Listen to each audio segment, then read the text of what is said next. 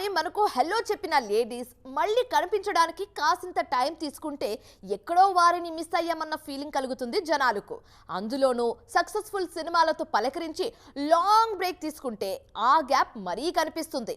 అన్నేసి రోజులు ఎందుకు దూరంగా ఉండడం, బ్యాక్ టు బ్యాక్ పలకరిస్తూ ఉండండి అంటూ వారిని రిక్వెస్ట్ చేసే వారి సంఖ్య కూడా రోజు రోజుకు పెరుగుతూనే ఉంటుంది. ఇంతకీ మిస్ యూ అని ఫ్యాన్స్ తో అనిపించుకుంటున్న బ్యూటీస్ ఎవరు? చుట్టమల్లే చుట్టేశారు జాన్వీ కపూర్. అలా వచ్చి ఇలా వెళ్లిపోతారనుకుంటే సౌత్ లోనే తిష్ట వేయడానికి సిద్ధమవుతున్నారు. ఆల్రెడీ దేవర పార్ట్ 1 రిలీజ్ అయింది. ఇప్పుడు సెట్స్ మీద పెద్ది ఉంది. త్వరలోనే దేవర సీక్వెల్ ఉండబోతోంది. మధ్యలో కొన్ని హిందీ సినిమాలు వచ్చినా అవి మనదాకా వచ్చిన ఫీలింగ్ అస్సలు క్రియేట్ కాలేదు. అందుకే పెద్ది కోసం వెయిట్ చేస్తున్నారు జనం. ఇటు దీపికా పదుకొన్ ఫ్యాన్స్ పొజిషన్ కూడా ఇదే.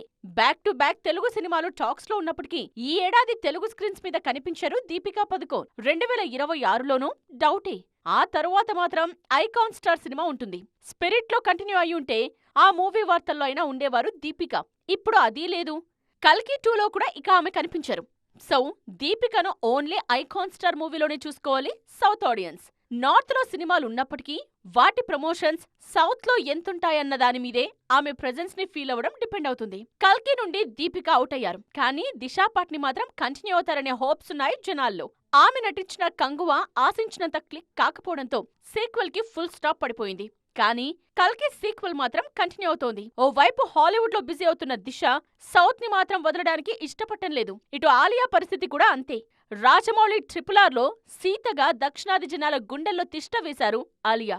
ఆ తరువాత ఆమె చేసే నార్త్ సినిమాలు కూడా మన వారిని ఊరిస్తున్నాయి. అలాగని వాటినే చూడమంటే ఎలా? సౌత్ లో సినిమాకు సైన్ చేయొచ్చుగా అని ఈ లేడీకి రిక్వెస్ట్లు పెట్టేస్తున్నారు ఫ్యాన్స్. మరి కన్సిడర్ చేస్తారా?